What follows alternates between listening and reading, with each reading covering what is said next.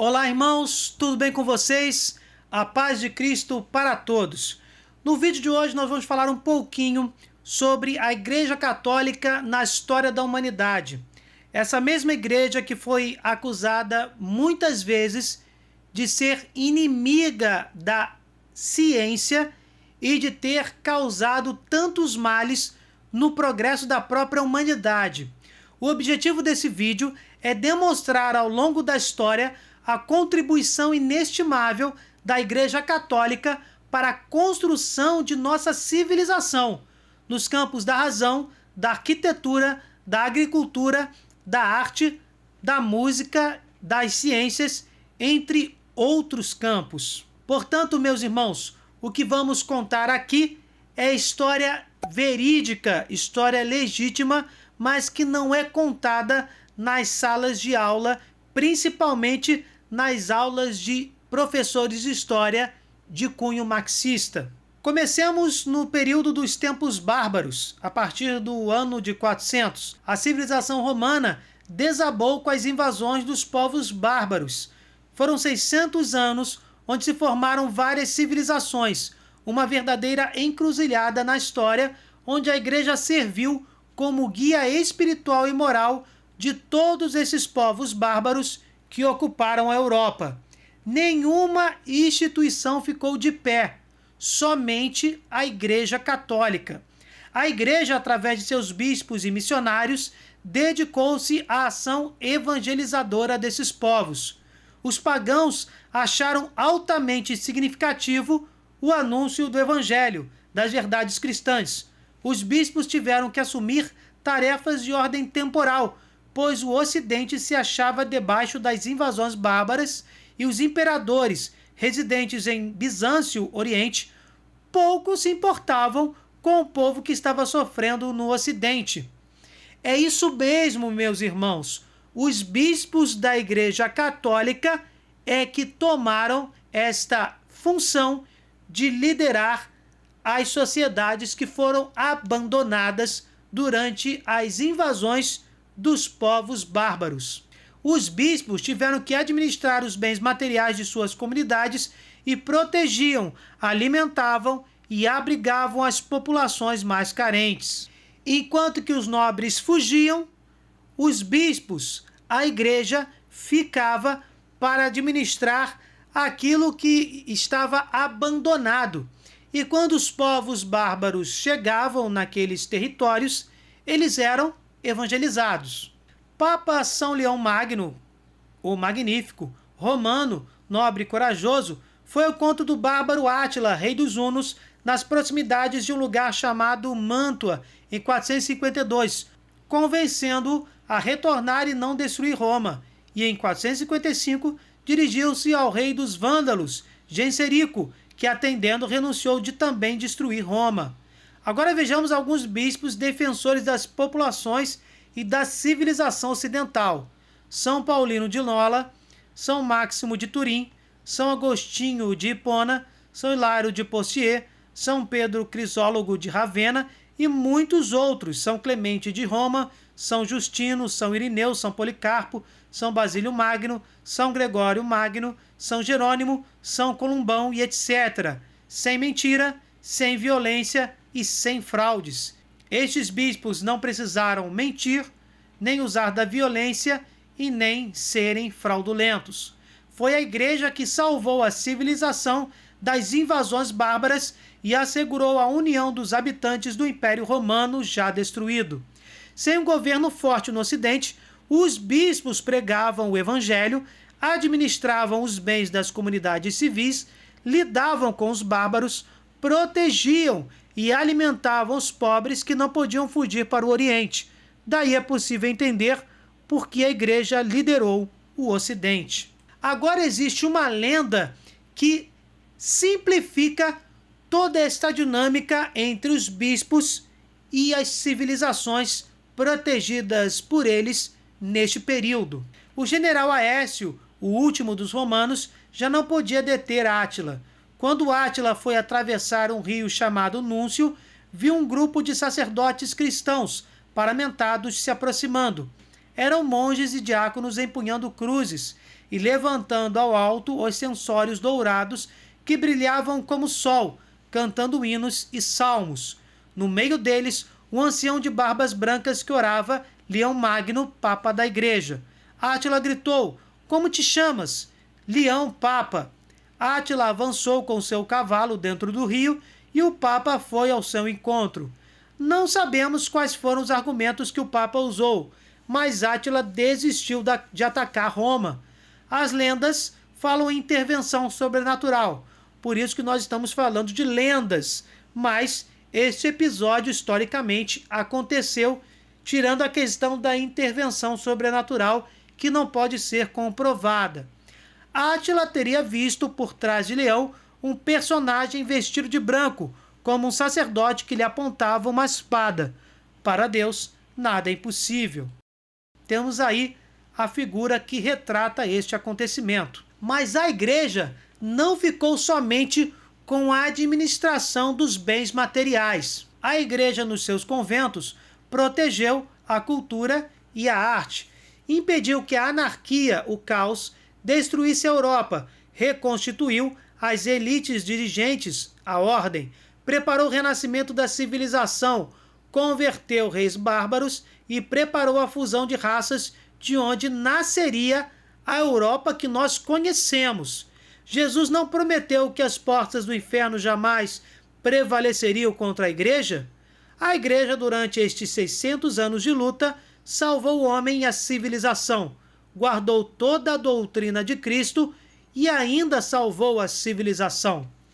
Portanto, esta doutrina cristã que os protestantes utilizam, professam e se debruçam é a mesma doutrina guardada e preservada pela igreja neste momento de tanto caos e de tanta desordem.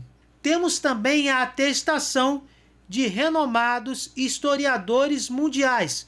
Não são de historiadores que são parciais, que usam o seu lado marxista para desvirtuar a própria verdade histórica, mas historiadores reconhecidos mundialmente, inclusive pela sua renomada imparcialidade.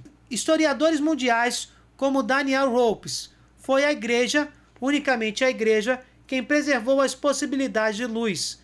Graças à igreja, bem tudo sobrou.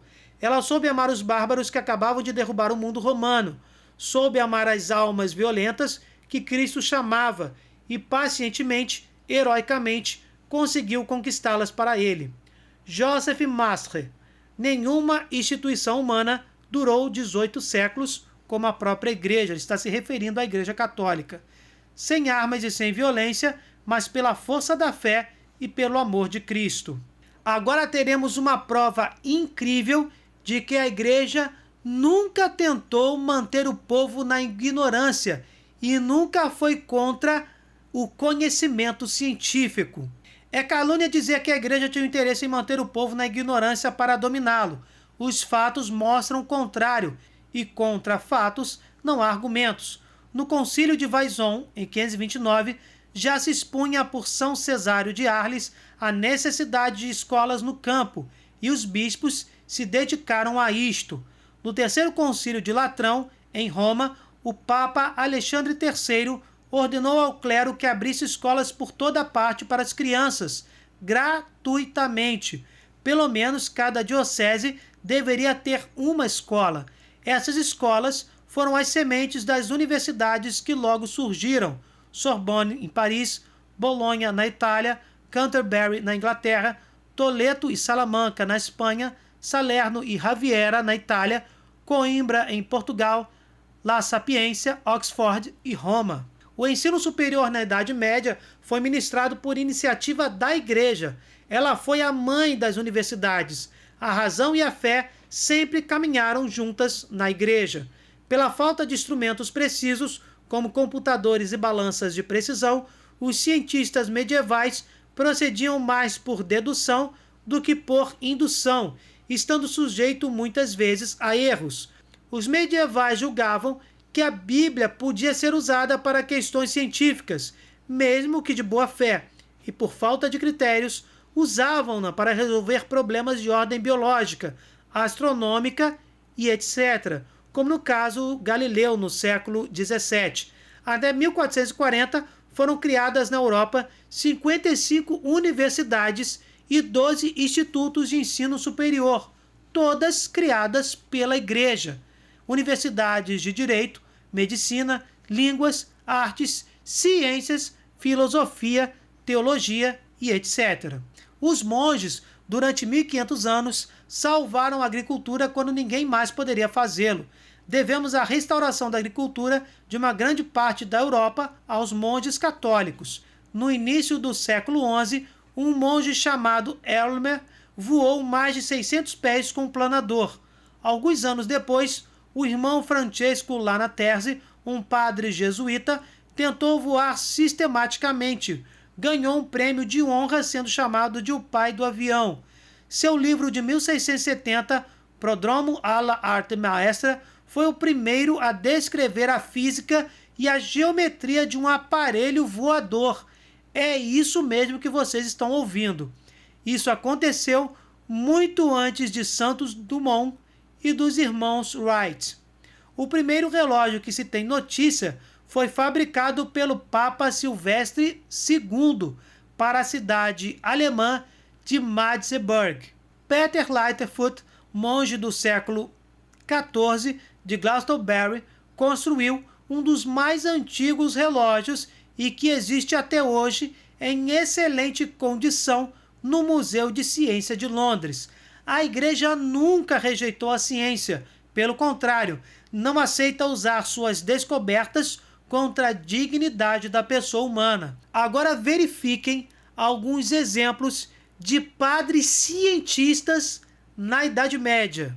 É isso mesmo, padres cientistas na chamada Idade das Trevas, que é o nome pejorativo dado pelos iluministas, inimigos da Igreja, para a Idade Média. Roger Bacon, monge franciscano, criou máquinas a vapor, navios mecânicos, carruagens, os óculos. Muitos iluminados usaram esses óculos para escrever discursos contra a Igreja, acusando-a de impedir o avanço da Igreja. Que paradoxo! Cardeal Nicolau de Cursa, antes de Copérnico, assegurou que a Terra não era o centro do universo. Antes de Copérnico, disse que o espaço era infinito. Papa Silvestre II, matemático, introduziu o sistema numérico arábico no lugar do romano, mas só 200 anos mais tarde aproveitaram suas ideias. Seu corpo encontra-se incorrupto. Projetou um órgão musical a vapor na Catedral de Reims. Inventou diversas máquinas hidráulicas, como o relógio de pêndulo. Foi muito questionado por causa do seu avanço científico, porque é próprio da condição humana o medo diante do desconhecido, assim como aconteceu infelizmente com Galileu. E percebam que, como eu disse, são apenas alguns exemplos. Depois de tudo isso, será que podemos imitar os iluministas, inimigos da Igreja Católica, e afirmar que a Idade Média foi uma idade das trevas que obscureceu a razão e o avanço das ciências? A Idade Média, fruto do trabalho da Igreja em muitos séculos junto aos bárbaros, jamais foi uma Idade das Trevas. A Idade das Trevas começa mesmo na Revolução Iluminista, onde se pretendeu eliminar Deus tempos depois. Na Idade Média, a ciência estava associada ao respeito a Deus e à pessoa humana. Após 1789, com a Revolução Francesa, o ateísmo invadiu a sociedade e o progresso da ciência passou a estar quase sempre ligado à ganância e à vanglória. Por que a Idade Média teve seus males? Pela mesma razão de hoje, a fragilidade humana. Nunca houve guerras tão cruéis como as duas guerras mundiais do nosso século XX e regimes tão sanguinários como o nazismo e o comunismo. A Primeira Guerra matou mais de 10 milhões, a Segunda, 50 milhões. Eu poderia aqui acrescentar que o comunismo ateu matou mais de 100 milhões de pessoas em todo o mundo. E isso foi só no século XX, e não na Idade Média. A Revolução Francesa entre 1793 e 1794, em apenas um ano, matou mais do que toda a Idade Média em 600 anos. Milhares de católicos foram assassinados pela Guerra Civil Espanhola, por exemplo, em 1936, e a mexicana em 1929. O nazismo assassinou 6 milhões de judeus, pelo menos 2.000 padres católicos, e o comunismo ateu, como eu já adiantei, levou à morte a mais de 100 milhões de pessoas. O historiador agnóstico Will Durant, ou seja, agnóstico, defende a Igreja. A causa básica da regressão cultural não foi o cristianismo, mas o barbarismo, não a religião, mas a guerra. Talvez a destruição tivesse sido pior se a Igreja não tivesse mantido alguma ordem na civilização decadente. Estamos falando de um agnóstico e não de um religioso. Eu vou repetir as suas palavras. Talvez a destruição tivesse sido pior se a Igreja não tivesse mantido alguma ordem na civilização decadente. A historiadora Regina Pernod, especialista em estudos medievais, premiada internacionalmente, consagrada como uma das mais notáveis conhecedoras da Idade Média, ela é especialista e premiada internacionalmente. Olha o que ela diz sobre os cidadãos da Idade Média. Do conjunto sobressai uma confiança na vida, uma alegria de viver de que não encontramos equivalente em mais nenhuma civilização. Essa espécie de fatalidade que pesa sobre o mundo antigo, esse teor do destino, Deus implacável ao qual os próprios deuses estão submetivos, o mundo medieval ignorou-a totalmente. O mundo medieval que estava sob a orientação da Igreja Católica. Mas também, após a Idade Média, temos muitos católicos, filhos da Igreja, que foram renomadíssimos cientistas. Louis Pasteur de Sorbonne foi o pai da microbiologia. Edward Millikan descobriu a carga do elétron. Descartes e Galileu morreram como bons cristãos com todos os sacramentos. Leibniz escreveu uma teodiceia contra o ateísmo. O padre Cristóforo Clavio fez manuais de aritmética, geometria, álgebra e astronomia. Padre Schneider descobriu as manchas solares antes que Galileu construiu o primeiro telescópio. Padre Athanasius Kirchner foi o pai da geologia moderna. Padre João Batista Riccioli destacou-se na física e foi grande astrônomo. Escreveu uma enciclopédia sobre astronomia. Nós estamos falando aqui de astrologia, que é um falso deus. Padre Angelo Cecchi foi o pai da astrofísica. O padre Nicolau Steno foi o pai da estratigrafia, o estudo das camadas da Terra. O padre Leon Batista Alberti desenvolveu a ciência da ótica. Padre Georges Henri Joseph Edouard Lemaitre propôs a teoria do Big Bang e da origem do universo com o nome de hipótese do primeiro átomo. Afirmou que o universo está em expansão. Sua hipótese dizia que todo o universo estava comprimido em um átomo chamado átomo primordial ou ovo cósmico. Mais tarde, George Gamow desenvolveu esta teoria. Ele não a criou. Essa teoria que foi sarcasticamente chamada de Big Bang durante uma transmissão de rádio. É isso mesmo, foi um padre que criou a teoria do ovo cósmico, ou a hipótese do primeiro átomo, que foi copiada ou inspirou George Gamow com a teoria do Big Bang. E para alguns que ainda insistem em dizer que a ciência e a fé não podem caminhar juntas, que a religião e a ciência não podem viver ao mesmo tempo em uma mesma sala, escutem o que diz o pai da microbiologia. Um senhor de 70 anos viajava de trem, tendo ao seu lado um jovem universitário que lia o seu livro de ciências. O senhor, por sua vez, lia um livro de capa preta. foi quando o jovem percebeu que se tratava da Bíblia e estava aberta no livro de Marcos. Sem muita cerimônia, o jovem interrompeu a leitura do velho e perguntou: "O senhor ainda acredita nesse livro cheio de fábulas e crendices?"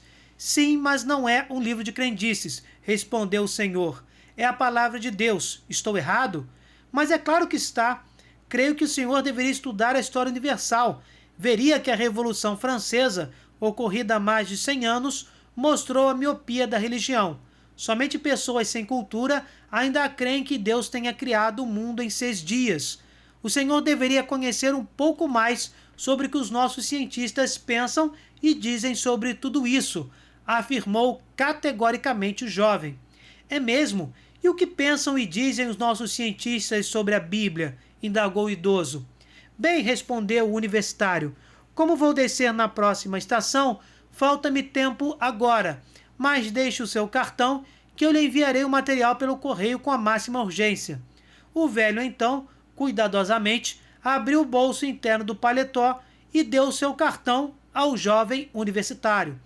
Quando o jovem leu o que estava escrito, saiu cabisbaixo, sentindo-se pior do que uma ameba. No cartão estava escrito: "Professor Dr. Louis Pasteur, diretor-geral do Instituto de Pesquisas Científicas da Universidade Nacional da França.